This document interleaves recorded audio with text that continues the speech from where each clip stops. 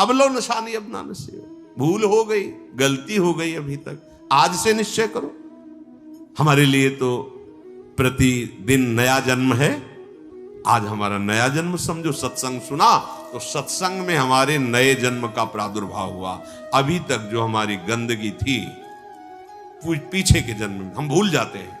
आज से इसी क्षण से हम नया जीवन अपना बनाते हैं, अध्यात्म मार्ग का जीवन बनाते हैं और ऐसा निश्चय करते हैं जो टूटे ना। निश्चय में बहुत बड़ी सिद्धि है। देखो पिंगला जी का जैसे बताया, तैसे भागवत में एकादश स्कंद में तितिक्ष ब्राह्मण का देखो, गृहस्थी में रहते थे, लड़के बच्चे थे, खूब धन कमाया और बड़े ही कंजूस स्वभाव के थे, न परिवार को भोगने देते थे न स्वयं भोगते थे। अब कुछ ऐसी विपरीत परिस्थिति आई, सब दिन होत न एक समान, राजदंड उन पे लागू हुआ तो काफी अर्थ तो टैक्स में चला गया। फिर परिवार के जनों ने देखा कि ये तो कंजूस है, 1 रुपया भी नहीं देगा। वो लोग इधर उधर से हाथ मार के फिर आग लग गई। अब परिवार वालों ने उसका त्याग कर दिया, केवल अकेला, कोई उससे प्यार नहीं करता, अर्थ उसके हाथ से चला गया सब। अब विचार किया कि मेरा पूरा जीवन निकल गया, उत्तम वर्ण में जन्म हुआ था, वृद्धावस्था गई, अब क्या होगा, क्या होगा। जिनको मैंने पाला पोषा, जो बड़ी मेहनत से धन कमाया, तो सब नष्ट हो गया। परिवार वाले कोई देखते ही नहीं। जानते हो उसका निश्चय, देवता इस बात के साक्षी हैं कि आज से मैं अपने जीवन को श्री भगवान के चरणों में समर्पित करता हूं, सब कुछ सहूंगा और निरंतर भगवान का भजन करूंगा।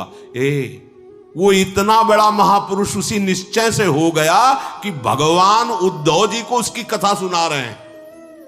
कोई साधना नहीं हुई थी, परिस्थिति ने ऐसा निश्चय करवा दिया। तो जरूरी है वो परिस्थिति आवे तब तुम निश्चय करो। क्या सत्संग में तुम निश्चय नहीं कर सकते तो परिस्थिति का इंतजार करोगे कि ऐसी विपत्ति आवे, ऐसी ठोकर लगे, ऐसी दुर्दशा हो तब तुम निश्चय करो? अरे उसके पहले ही निश्चय कर लो तो दुर्दशा काहे को होगी। ऐसा नहीं कि उसका जीवन मंगलमय हो गया।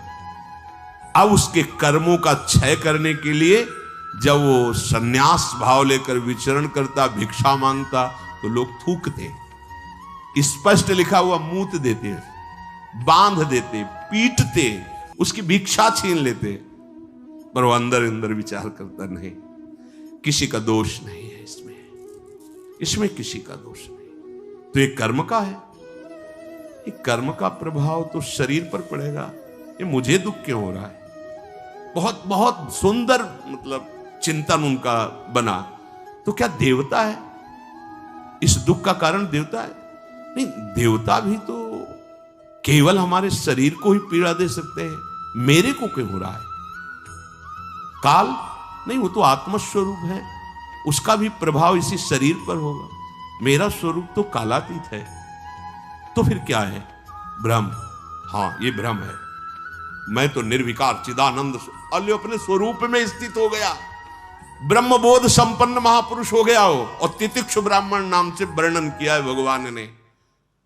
इसलिए निश्चय में बड़ी सामर्थ्य है, हमारा निश्चय बड़ा ढुलमुल है।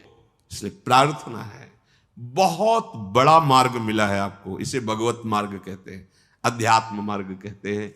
ये अंतिम जन्म वालों को मिलता है, जिनका आखिरी जन्म होता है। अगर चूक करोगे तो व्यर्थ तो नहीं जाएगा, पर और समय लग जाएगा। काहे कुछ समय बर्बाद करो, आज निश्चय करो। गोस्वामी जी कह रहे, देखो निश्चय, गोस्वामी जी बाल्यावस्था से भगवान में रत थे, ऐसा नहीं है कि वो भजन नहीं करते थे, ऐसा नहीं है। जन्म हुआ था तब बोले थे राम। जैसे बच्चा रोता है ना, तो गोस्वामी जी रोए नहीं थे, राम बोले थे, इसलिए राम बोला नाम पड़ा था। राम बोला, प्रकट हुए थे तभी राम। तो ऐसा भी नहीं था कि आसक्ति नहीं थी शरीर में या अन्य, ऐसा भी महापुरुष जन लीला दर्शाते हैं, वो हमारी हिम्मत के लिए। पत्नी में चित्त आसक्त था, एक दिन के लिए भी कभी मायके जाने के लिए अनुमति नहीं दी थी। और उसी पत्नी के मुख से जब ये बात निकली कि जितना तुम्हें इस शरीर में आसक्ति है, पूरी कथा अगर राम जी में होती तो जीवन तुम्हारा धन्य हो जाता। नेत्र को पत्नी रूपी गुरुदेव ने नेत्र खोल दिए। कहीं से भी गुरुदेव सावधान कर सकते हैं, कहीं से भी, बस कदम मुड़ गए। क्योंकि ऐसा नहीं था कि राम भक्ति ली, निश्चय कर लिया अब लो नशानी, अब ये गोस्वामी जी का ही पद है, अब इंद्रियों के बस में हो के नहीं नहीं, बहुत सही बोला। अगर ये स्थिति, ये आसक्ति राम जी में होती तो जीवन धन्य हो जाता। अब पायो नाम चारु चिंतामणि, उर करते न खसई हो, अब लो नशानी। अब समझ गए, समझ गए। अब हृदय से एक क्षण के लिए भी राम नाम नहीं छोड़ूंगा। और जानते हो, महापुरुषों में सर्वशिरोमणि हुए गोस्वामी तुलसीदास। ये तो अवतार लीला महापुरुषों की है, ये हमारे लिए बताया है आचरण करके कि भगवान नाम में इतनी सामर्थ्य है कि ऐसे आसक्त वृत्ति को भी कैसे निरासक्त कर देते हैं। हमें चाहिए जो भी, चाहे गृहस्थ मार्ग में हो चाहे विरक्त मार्ग में हो, दोनों मार्ग जाते ही प्रभु के चरणारविंद में हैं। अपने मार्ग की वृत्तियों को जानिए, समझिए और धर्मानुसरण बर्ताव कीजिए और नाम निरंतर जपते रहिए। तो जीवन यात्रा का विश्राम, जो गोस्वामी जी कह रहे हैं, पायो परम विश्राम, विश्राम ही नहीं, पायो परम विश्राम, राम समान प्रभु नाही कहूं। ये विश्राम कैसे मिला? कहते भगवान शंकर को साक्षी करके कहता हूं। अगर थोड़ा भी मिथ्या हो तो हमारी जीभ गल जाए, मेरा जो कुछ भी बना राम, ये दो अक्षर मेरे माई बाप हैं, इन्होंने ही हमें, बस आप हृदय की बात महापुरुषों के, ये दो अक्षर राधा, यही देख लेना आप। चलो देखो, बहुत समय तक विषय संयोग ना होने पर ऐसा ना समझ लिया जाए कि हम निर्विषय हो गए। बहुत ये चोर हैं, बहुत छुप कर रहते हैं और चिंगारी की तरह रहते हैं। फूस मिल जाए तो ज्वाला बनने में सेकंड लगता है। ध्यान रखना, 20 वर्ष 30 वर्ष बिल्कुल निर्विकार, संयोग नहीं। लगता है कि अब हमें कौन परास्त कर सकता है। चिंगारी है, फूस मिला ज्वाला बन जाएगी, जिसे नारद जी ने कहा तरंगवत, और संयोग बना तो समुद्रवत, डूब जाओगे, निकलना मुश्किल हो जाएगा। जब तक भगवत साक्षात्कार ना हो जाए, जब तक आपको अपने शरीर का अहम स्मरण करता भोक्ता भाव है, तो ईमानदारी से सावधानी पूर्वक अपने धर्म का पालन करते हुए प्रिया प्रीतम का निरंतर स्मरण, यही हमारे जीवन का परम लक्ष्य होगा। इसी से हमें परमानंद की प्राप्ति होगी। जिस समय हम ये सोचते हैं कि अब हमें कोई भी धर्म विरुद्ध आचरण नहीं, एक आनंद की वृत्ति आती है। देखना, और जिस समय हम सोचते हैं गलत ढंग से विषय सेवन, उसी समय जलन पैदा हो जाती। जिसके सोचने में जलन पैदा होगी, उसका परिणाम क्या होगा? क्या होगा आप विचार करो। जिसके सोचने में हमारे जलन हो रही, तो उसका परिणाम तो ज्वाला होगा। धर्म से चलो।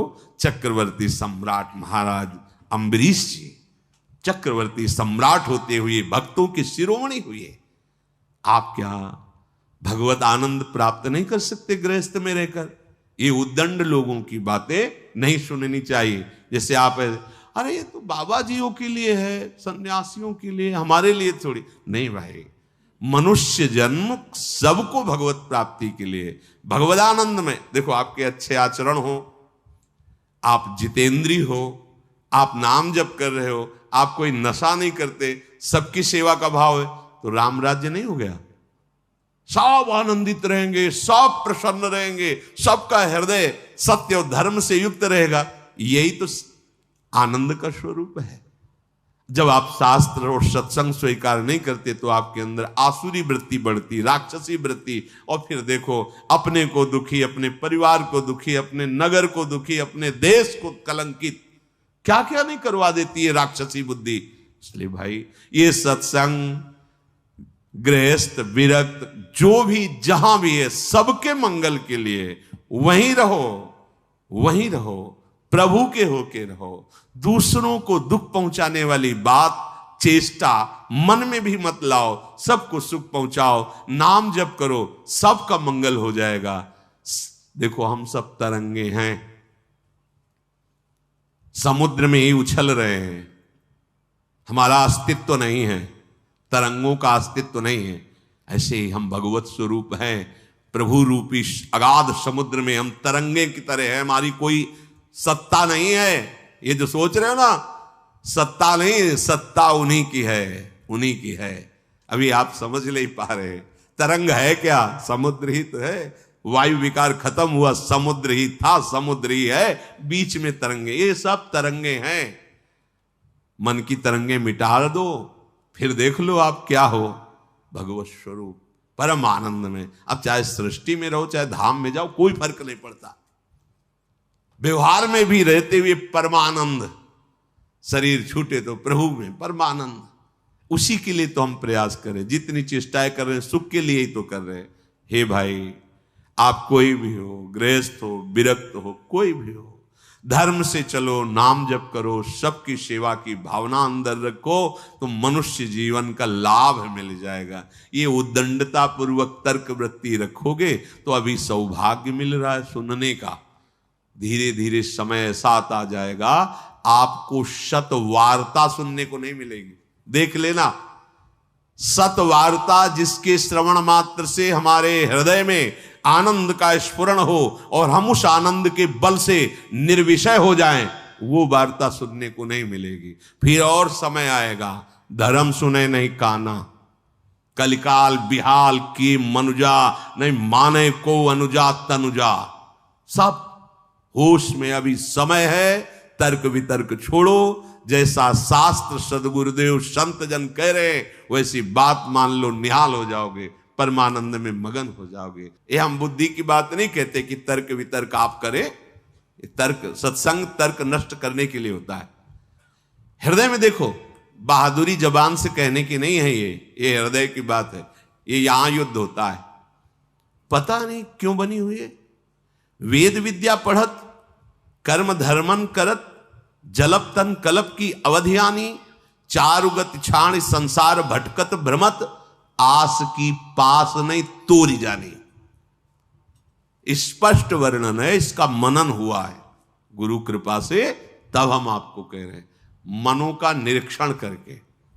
आस की पास नहीं तोरी जानी, सकल स्वार्थ करत, क्योंकि आस की पास नहीं तोरी जानी तो सकल स्वार्थ करत, रहत जन्मत मरत, दुख और सुख के होत मानी। अरे छाड़ जंजार कैसे न निश्चय धरत, एक किन लमत हरिवंश बानी। क्यों निश्चय नहीं करते, उस आस की पास को क्यों नहीं तोड़ देते? वैराग्य मार्ग का पथिक हूं या भगवत मार्ग का पथिक हूं, प्राण त्याग सकता हूं पर एक कदम अधर्म भूल न दे कुमारक नहीं। ऐ मन अब नहीं, अब नहीं, शरीर नष्ट कर दूंगा पर धर्म नहीं नष्ट करूंगा। भगवत मार्ग, ये आस की पास बड़े दुलार से रखे हुए, कभी तो, अभी नहीं नहीं, कभी तो, ये क्यों रखे हुए हो? यही तुम्हें भगवदानंद की अनुभूति वर्तमान में नहीं करने दे रही, यही आस की पास। अभी निश्चय करो जिस मार्ग में चले हो, नहीं नहीं नहीं, अभी शुद्ध ज्ञान स्फूर्ति होने लगेगी। ये सब यहां की देखी हुई बातें कह रहे हैं आपको, बच्चापन से इस मार्ग में है तो यहां देखी हुई बातें कर रहे हैं। बहुत वैराग्य में जीवन, एकांतिक जीवन, फिर भी आशा। पूछो उससे किसकी आशा, क्यों, क्या चाहिए? उत्तर नहीं मिल रहा। चाहिए ये भोग? नहीं, देखना भी नहीं, तो आशा क्यों? पता नहीं। आप देखो, अंदर से देखो, जब यहां की बात कही जाएगी ना तो सबके यहां की बात होगी। ये अलग से नहीं रचा, उसी मशीनरी से बनाया गया जिससे सब निकले हुए हैं, सब मशीनरी। इसीलिए कि ये तो हमारे मन की बात कर रहे हैं, वो तुम्हारे मन की बात नहीं कर रहे, संपूर्ण सृष्टि की बात कर रहे हैं। क्योंकि जिससे मन रचा गया है, जिससे शरीर रचा गया है, वो वही एक ही डिपार्टमेंट है, वहीं से रचा गया है। यही हमें भगवदानंद की प्राप्ति नहीं करानी देती। बहुत धैर्यपूर्वक सुनना है और समझना है। यह हम अपने मन की बात कहते हैं, इसको पढ़ा है, इसको देखा है, इसको समझा है। वैराग्य में जीवन है, इतना भी कहीं गुंजाइश नहीं है। फिर भी आशा है, पूछा जाए इसको भोगों के लिए तो ना है, फिर भी आशा है। ये क्यों है? यही छाणी जंजार क्यों न निश्चय धरत। निश्चय क्यों नहीं कर रहा तू? तेरे निश्चय की कमी के कारण ये आशा की फांसी बनी हुई है। जब तक ये आशा की फांसी बनी रहेगी तब तक तुझे परमार्थ वस्तु का स्फुरण नहीं होगा। पक्की बात है। ये जो शुद्ध ज्ञान है स्फुरित ही नहीं होता, कामना से ढका रहता है। जैसे कोहरे की ताकत नहीं कि सूर्य को ढक ले, पर मेरे नेत्रों के ढकने के कारण लगता है सूर्य ढक गया। ऐसे ही ज्ञान स्वरूप जो भगवद अंश है इसमें स्फुरणाएं होती, जैसे सूर्य की किरणें निकलती ना, ऐसे इसमें ज्ञान की तरंगे निकलती रहती, आनंद की तरंगे निकलती रहती। वो आपके अनुभव में आपकी ही तरंग है। अनुभव में इसलिए नहीं आती कि कामना रूपी आशा रूपी कोहरा फैल गया। पिंगला जी ने कोई साधना नहीं की थी ज्ञान प्राप्ति की। ज्ञानियों के परम गुरु विदेहराज जनक जी के ही नगर में रह रही थी, पर वैश्यावृत्ति करती थी। देखिए, पढ़ के देख लीजिए, बहुत सूक्ष्मता से मनन करते हुए तो आपको उत्तर मिल जाएगा। अपने शरीर का श्रृंगार करके बैठ गई संध्या के समय से, कोई पुरुष उधर से आता दिखाई देता तो ये पुरुष हमें धन देगा, हमारे शरीर का सेवन करेगा, निकल गया। ये नहीं तो ये करेगा। ऐसे रात्रि अर्धरात्रि हो गई। भगवद अवतार अवधूत शिरोमणि श्री दत्तात्रेय जी भ्रमण करते हुए वहीं सर्वज्ञ महापुरुष थे, उसकी वृत्ति में ही अपनी वृत्ति लगाए हुए थे। तभी तो उन्होंने गुरु बनाया उसको। 24 गुरुओं में पिंगला भी गुरु है, और बड़ा सौभाग्य उसका महाप्रभु हरिवंश चंद्र जी ने श्रीमद चतुरासी जी में भी उसका उदाहरण दिया। यह जो एक मन बहुत ठौर करी, कही कौने सच पायो, जहां तहां विपत्ति जार जुवती लो प्रगट पिंगला गायो। जब अर्धरात्रि हुई तो पिंगला को बहुत कष्ट हुआ। हाय, इस शरीर को बेच करके सुखी होना चाहती है? कितनी अज्ञान वृत्ति। आज से मैं निश्चय करती हूं, जो सेवक जी कह रहे हैं, छाण जंजार क्यों न निश्चय धरत, एक किन रमत हरिवंश बानी। ये तुम क्यों आशा की फांसी में लटके हुए हो? कभी तो क्यों ऐसा रखे हुए हो? इसे तोड़ो, नष्ट करो, अभी प्राण निकल जाए पर जीवन में कभी कुमार्ग में कदम नहीं रखेंगे। पिंगला जी ने निश्चय किया, आज के बाद मैं कभी भी किसी पुरुष का संयोग नहीं करूंगी, किसी को नहीं देखूंगी। अपने हृदय में विराजमान सबके हृदय बिहारी भगवान का वर्ण करती हूं और मन वचन कर्म से उनकी आराधना कर। उसी समय इतनी पवित्र हो गई, वो महापुरुष बन गई कि भगवान दत्तात्रेय जी ने 24 गुरुओं में उसको रख लिया, एक गुरु पिंगला जी को बनाया। क्या साधना की थी?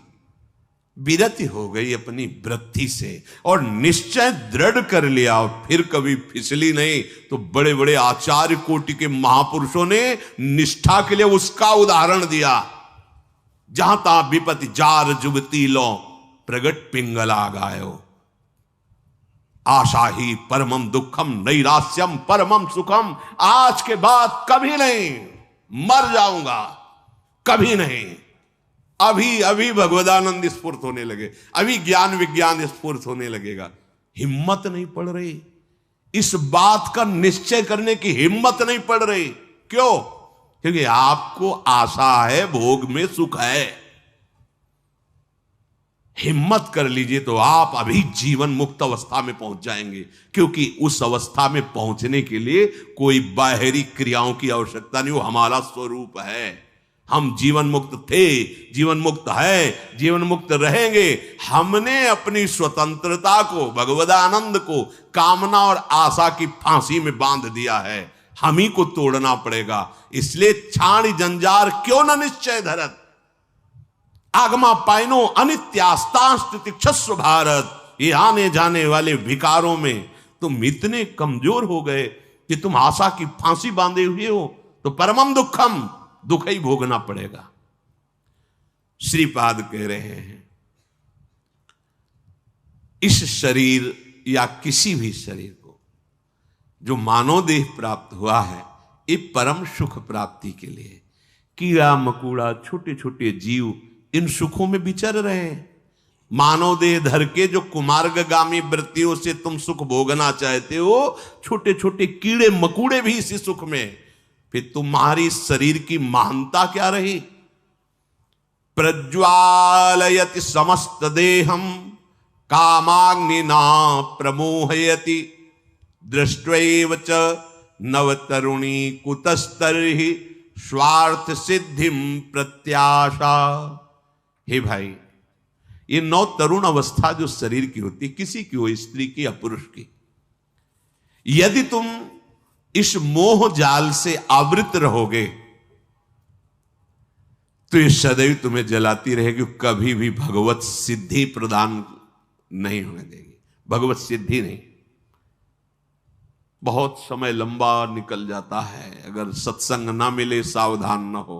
हितधाम में एक 65 वर्ष के प्रार्थना कर रहे थे कि मेरी पूर्व से वृत्ति स्वयं के द्वारा तो मैं आज खुलकर सभा में कह रहा हूं कि मैं आज उस गलती से बहुत परेशान हूं और आज भी वही मेरे से गलती होती है। मैंने प्रणाम किया था उनको कि धन्य है कि आप इतने हिम्मत वाले हैं कि भरी सभा में आप ऐसा अपनी बात कह रहे हैं, क्योंकि आप मन से अलग होकर बोल रहे हैं, तभी आपको बोलने की हिम्मत आई। अगर मन में तदात्म होता तो आप नहीं बोल सकते थे। कि ये हमारे द्वारा पाली हुई वृत्ति है, हमारे द्वारा ही इसका त्याग होगा। भगवान श्री सुखदेव जी को इसीलिए सबसे बड़ा वैरागी कहा गया है। 16 वर्ष की अवस्था है, शरीर का भान नहीं, दिगंबर है, कोई शरीर पे वस्त्र नहीं, और भगवान के चिंतन में मगन है। इसी अवस्था में त्याग और वैराग्य की। अब जब ये इंद्रियां काम नहीं कर रही, मन बुद्धि और सब मलिन, तो अब वो ढेर है, कुछ भी निर्णय नहीं निकल सकता। बहुत संस्कार गंदे हो जाते हैं यौवन अवस्था में। अहो भाग्य है जो इस यौवन अवस्था में संयम नियम धारण करके अपनी वासनाओं को। श्रीपाद कह रहे हैं, हे वृंदावन धाम, हम पे कृपा करो, हमारे मुख में नाम चले, हमारा हृदय इस काम आदि की आशाओं को त्याग करके प्रिया प्रीतम के चिंतन में डूबे। ये आपकी कृपा से होगा, और वो कृपा हम सब पे है। सत्संग मिल रहा है रोज, ये प्रातःकालीन बेला में जो शब्द जा रहे हैं, इनको अंदर से पकड़ो। केवल धर्म, गृहस्थ धर्म की पूर्ति के लिए बकाया उदासीन रहो। इस वृत्ति को अगर आप अपने अंदर अपनाए रहोगे तो सब छुटवा देगा। ध्यान रखना, सब छुड़वा देगा। ये वैराग्य का वेश, ये धाम, ये प्रिया प्रीतम, ये नाम, ये महिमा।